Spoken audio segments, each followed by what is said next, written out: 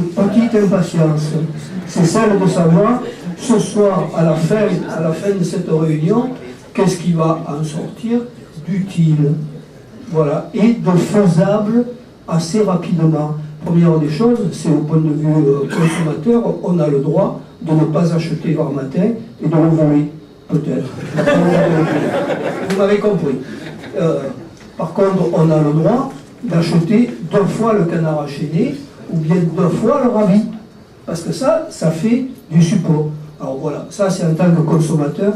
Et il y a un pouvoir, vous savez très bien qu'il faut un ou des contre-pouvoirs.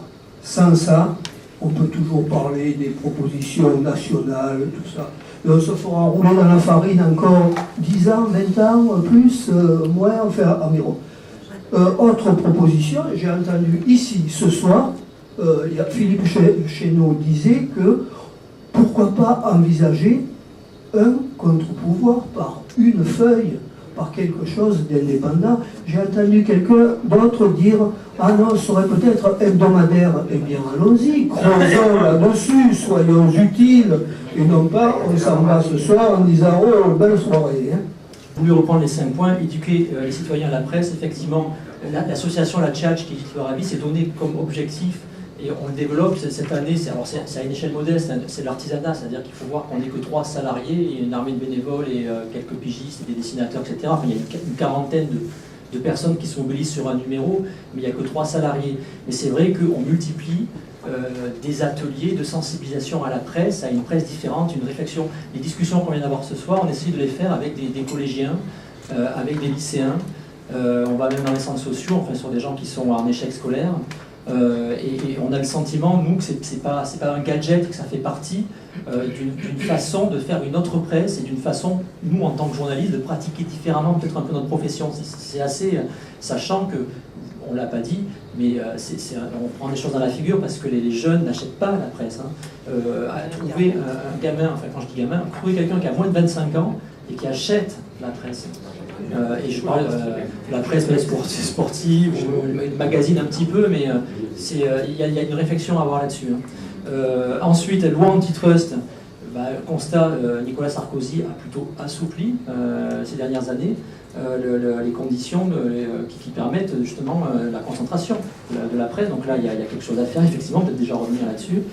Aide publique, je l'ai dit tout à l'heure, donc je ne m'y attarde pas, mais le sentiment effectivement qu'il y a nécessité de repenser la distribution et de mieux cibler la distribution des aides publiques, de l'augmenter, et peut-être, je prêche pour ma paroisse, mais c'est vrai que nous on a choisi d'être mensuel aussi par réalisme, parce que faire un quotidien on n'en est pas capable, et qu'on a le sentiment aussi qu'on est dans une logique, je parlais de la communication, une logique de flux, une logique où on est inondé d'informations qui n'en sont pas, et qu'il faut prendre le temps, d'enquêter, prendre le temps de lire, et ça demande un rythme qui nous paraît, dans notre logique, dans notre pratique, assez bien adapté à celle d'un mensuel. Enfin, donc, des aides publiques peut-être à cibler sur ce type de médias qui sont les nôtres, et peut-être effectivement fédérer.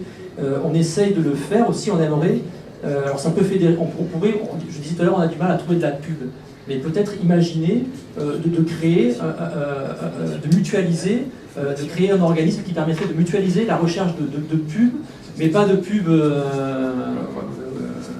Je pense qu'il y a pub et pub, c'est-à-dire qu'il y a des petits commerces, il y a des entreprises. Enfin, moi, je ne rejette pas la pub dans son ensemble, mais permettre à des médias un peu différents d'accéder à cette ressource-là en se fédérant. Il y a nécessité de se fédérer. Et c'est ce qu'on a voulu aussi faire sur le plan éditorial, même si ça a des inconvénients, c'est-à-dire qu'on a voulu faire un régional, parce qu'on pense qu'on peut faire parler de la proximité, parler de notre quartier, de notre ville, mais en même temps en sachant regarder un peu à côté, pas simplement son clocher ou son trottoir. Et c'est ce qu'on essaie de faire dans le Ravi. Alors on n'a pas la capacité d'être dans tous les conseils municipaux en même temps, mais par contre, par exemple, tous les mois, on teste un conseil municipal, on débarque. Alors justement, comme nous on est un peu loin, proche, on peut raconter tout. On peut tout, et on s'en fout si le maire nous fait la tête pendant un mois. On n'a pas les contraintes du localier qui va se prendre une baffe le lendemain. C'est la force d'un média comme le nôtre. La communication politique, là, Monsieur Girand, pourquoi pas. Enfin, après, je m'étonne qu'il est dans une majorité qui fait des lois qui permettent la concentration. Donc il n'y a peut-être pas une cohérence immense, mais en tout cas sur ces points-là, moi que j'entends, j'y souscris. Les conditions de travail des journalistes, alors là, difficulté. Un mensuel comme le Ravi, je vous l'ai dit, ça fonctionne aussi sur du bénévolat, etc. Alors, on n'est pas très fiers, c'est-à-dire que effectivement on s'auto-exploite, on se paye mal, il y a le bénévolat, alors toutes les associations utilisent le bénévolat, on sait que c'est très compliqué, il y a un équilibre à trouver là aussi entre un usage intéressant, stimulant, et un usage dévoyé, où finalement, enfin, moi je pense que tout le travail mérite salaire, et que un des problèmes de l'indépendance de la presse, c'est effectivement la grande précarité qui s'abat sur cette profession.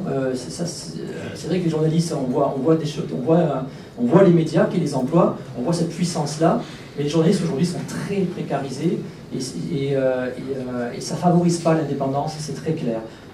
Moi je crois que nous nageons en pleine confusion sur des notions qui sont présentées comme étant à peu près pareilles et qui sont totalement contradictoires. On confond la liberté de la presse, la liberté d'expression et le pluralisme. Ce sont des choses complètement différentes, et même, je dirais, des choses opposées. Alors, pour la liberté de la presse, je veux être clair. Pour moi, la presse, j'y englobe tout ce qui est média. Donc, la presse, ce sont des entreprises médiatiques. Et comme toute entreprise, c'est le patron qui décide. Donc, le patron est libre. Et le patron, Vianne, il est libre que tu ne paraisses pas et que ta photo ne paraisse pas dans son journal. C'est sa liberté. C'est pour ça que je dis que c'est contradictoire avec le pluralisme et la liberté d'expression. Si on veut le pluralisme, si on veut la liberté d'expression, on ne peut pas vouloir la liberté de la presse. Il faut que la presse, elle soit encadrée. À ce moment-là, on lui fera des règles. D'ailleurs, c'est un petit peu ça qui tournage. On veut faire des règles de façon à ce que cette liberté, en plus, qui peut être patron de presse? Vous? Moi?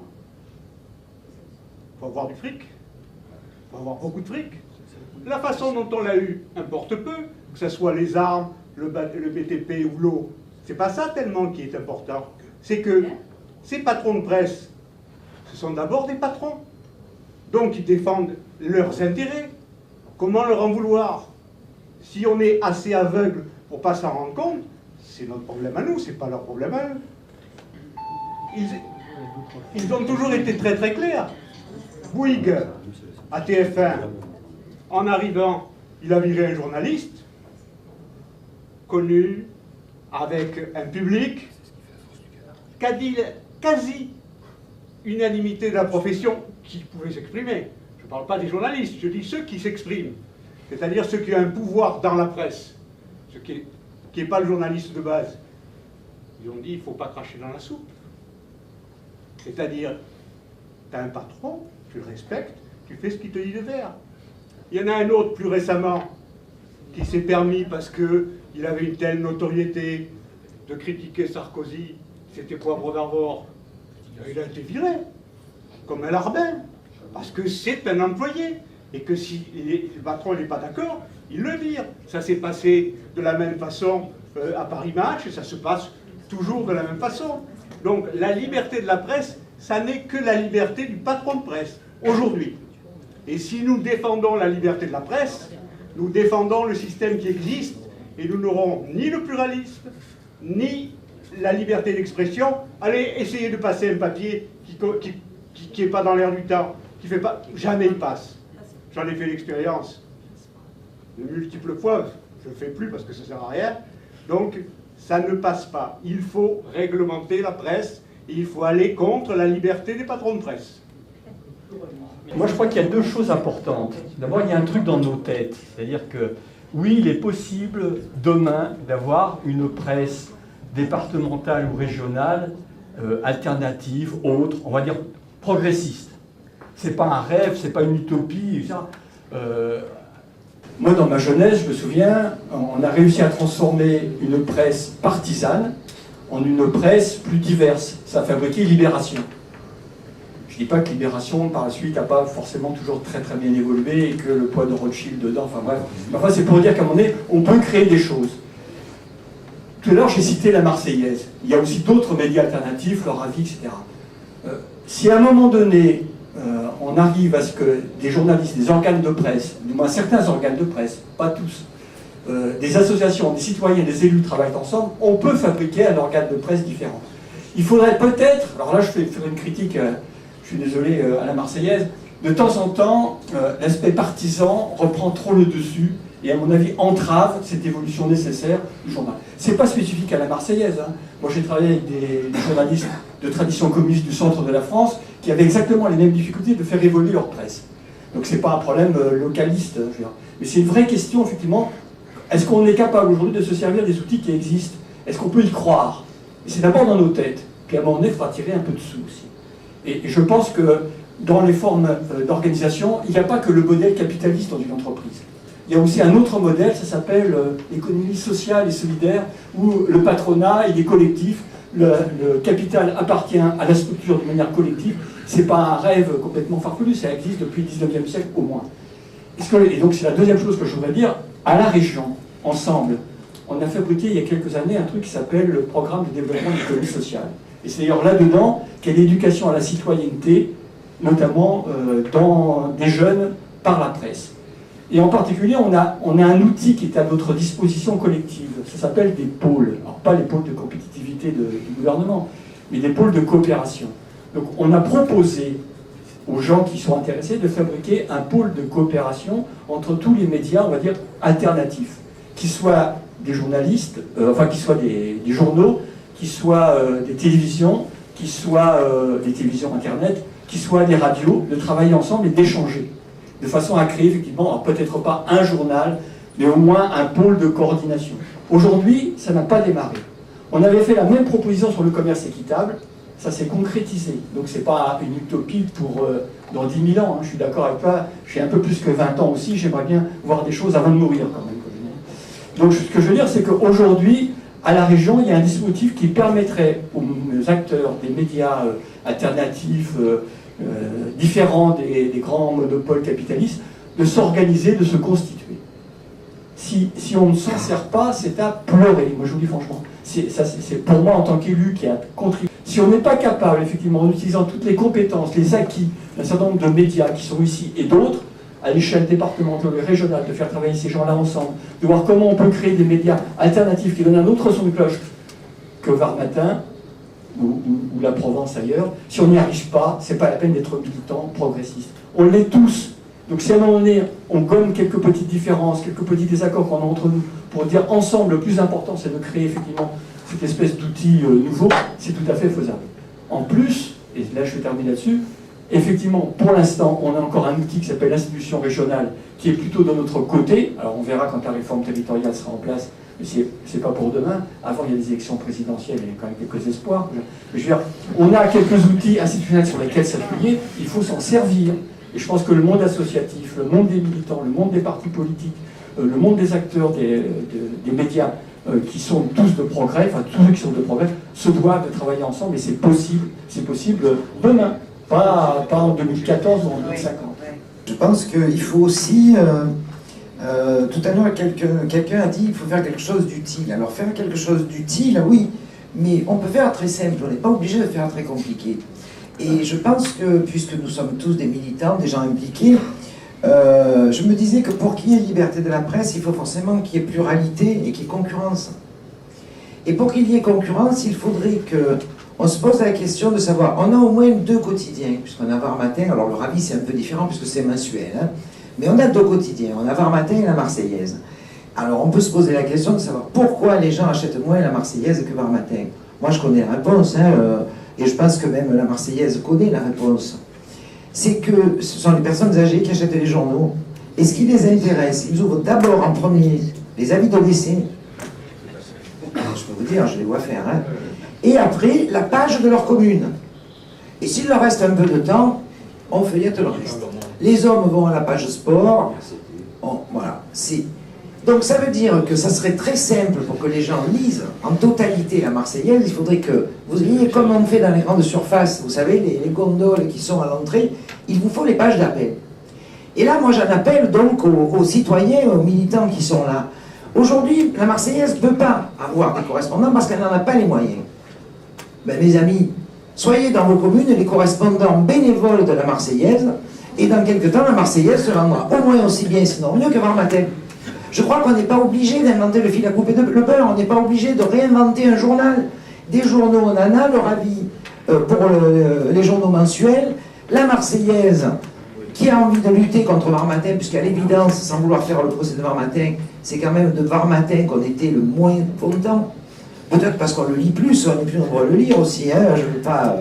Mais je pense que pour lutter à armes égales, il faut proposer aux lecteurs ce qu'ils attendent en priorité. Après, quand on a ouvert la page des avis de décès et la page de la commune qui nous intéresse, bien souvent on finit par lire l'ensemble du journal, et peut-être que là, vous seriez avantagé par rapport à Varmatin. Mais moi je pense que l'expérience vaut le coup d'être vécue. Donc du coup, s'il y a des gens qui sont disponibles, le monsieur au fond là qui avait l'air d'en avoir envie, et d'autres, des retraités qui ont du temps, soyez les correspondants bénévoles de la Marseillaise et nous aurons une vraie concurrence sur le territoire. On va conclure le débat de ce soir. Je ne vais pas revenir sur les propositions qui ont été faites. Simplement, je voudrais revenir sur plusieurs points. Lors de ce débat, au départ, on a fait un choix, c'était de donner la parole le plus largement possible. Et on s'aperçoit que cette démarche, qui est vraiment de la démocratie au sens propre du terme, a suscité un engouement très important. C'est-à-dire que beaucoup de gens ont demandé à prendre la parole avec des contributions qui étaient particulièrement intéressantes. Et je pense que on a passé un certain temps dans cette soirée à s'écouter, à entendre beaucoup de choses qui partaient un peu dans tous les sens. On a craint à un moment un procès de Varmatin. Mais regardons la conclusion. Regardons la conclusion vraiment de ce débat. Au fond, on a dégagé quelques grands thèmes, notamment 5 grands thèmes, avec des propositions qui valent ce qu'elles valent. Elles sont certainement incomplètes, mais en tout cas, elles ont le mérite d'apporter des éléments concrets, tangibles. Simplement, à l'arrivée, c'est pas du tout le procès de Varmatin. Pas du tout. Pas du tout. Simplement, Varmatin, c'est effectivement, on ne peut pas l'ignorer, c'est, n'en déplaise à la Marseillaise, c'est le premier quotidien varois. C'est un fait. Et donc, il y a effectivement un certain nombre de problèmes qui ont été soulevés, qui ont été évoqués, mais qui nous ont permis, finalement, dans ce débat, d'aller chercher des solutions pour améliorer les choses, même pour un petit peu l'ensemble des médias de la PQR, notamment varoise. Alors, on est dans une démarche constructive qui nous permet d'avoir quelques propositions, et le monsieur en rose, monsieur Astier, voilà, monsieur Astier, voilà, une démarche constructive sur le long terme. Et monsieur Astier l'a dit tout à l'heure, on veut faire quelque chose d'utile parce qu'on n'est pas là pour faire des réunions entre nous, et puis que ensuite on va boire un verre, et puis tout s'arrête. Non. Alors moi, ce que je vous propose, c'est de continuer la démarche telle qu'on l'a fait, nous, à Toulon Avenir. C'est-à-dire que, à l'issue de cette réunion, je pense qu'on a pris pas mal de notes. Et ça va aussi nous permettre de ne rien oublier de ce qui a été dit, un cahier d'idées et de propositions. Et ce cahier d'idées et de propositions, d'une, on vous l'enverra. J'imagine que tout le monde ou presque reçoit nos mails. Si ce n'est pas le cas, n'hésitez pas à vous inscrire. Sinon, il ne serait pas là. Voilà. Et on l'enverra, on vous l'enverra à vous, mais on l'enverra également aux élus de la région, bien entendu, puisqu'on va faire remonter à la région qui est organisatrice des fabriques, et on la remercie à nouveau. Mais on l'enverra également à M. Girand, aux autres députés varois, et on fera comme on fait sur les autres dossiers, on transmettra au ministère. Et aux directions des principaux partis politiques. Parce que je pense que les propositions, elles sont à notre niveau, elles sont très modestes. Elles sont le fruit d'un travail en commun qu'on a mené ensemble ce soir. Mais finalement, elles s'appliquent dans le Var, mais elles s'appliquent certainement dans bien d'autres endroits en France, puisque personnellement, étant d'origine bourguignonne, j'ai vécu une situation relativement similaire avec un journal qui s'appelle Le Bien Public, qui a été noyauté et monopolisé pendant des années, pendant que j'étais gamin. Donc, effectivement, ce que tu disais tout à l'heure, C'était que si on avait eu le débat il y a 30 ans, on aurait eu les mêmes conclusions, et effectivement, à l'époque, j'entendais la même chose. Donc, on va aller jusqu'au bout de la démarche, on vous enverra les propositions et la synthèse qu'on en a fait, et on l'enverra également aux élus et aux collectivités territoriales. Voilà. Je vous remercie pour votre participation, pour être venus participer nombreux à cette fabrique de la démocratie, et je remercie également le conseil régional et tous les intervenants qui se sont déplacés. Donc, Monsieur Martinez, j'ai perdu Monsieur Guéraud, voilà. Monsieur Baudin, Madame Perrano et également Mado qui a animé la soirée.